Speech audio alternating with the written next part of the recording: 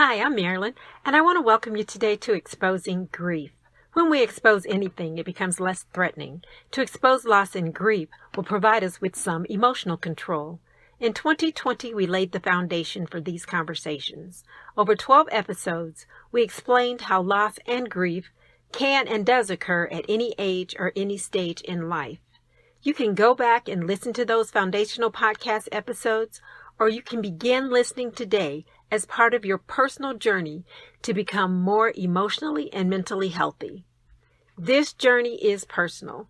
You cannot force or coerce anyone to be more healthy, whether physically or emotionally. The person has to be willing to do all the hard work in order to see results. You can, however, encourage them in their goal towards success. Loss and grief are also very personal and individual emotions. The process to subdue and overcome these emotions is necessary and promotes good mental health.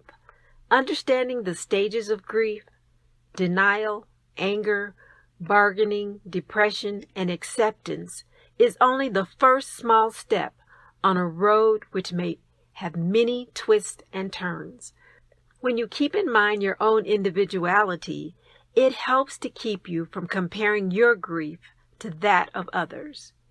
If you decide that after a week or two you have completely mastered the stages of grief, then it is important to revisit each stage in order to confirm if you have actually dealt with the emotions within the stage, or only glossed over them in order to move past the pain.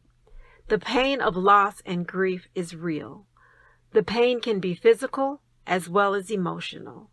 If you lack trust in your own evaluation of your emotions, ask a trusted and close family friend or a family member how they perceive you are doing.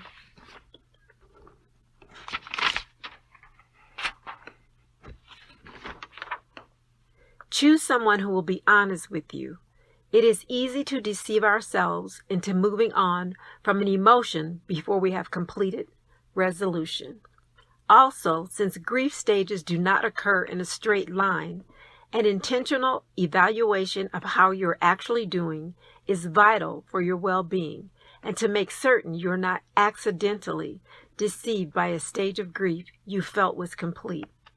Be aware that it is possible to encounter some people who will try to bully you into rushing through your grief.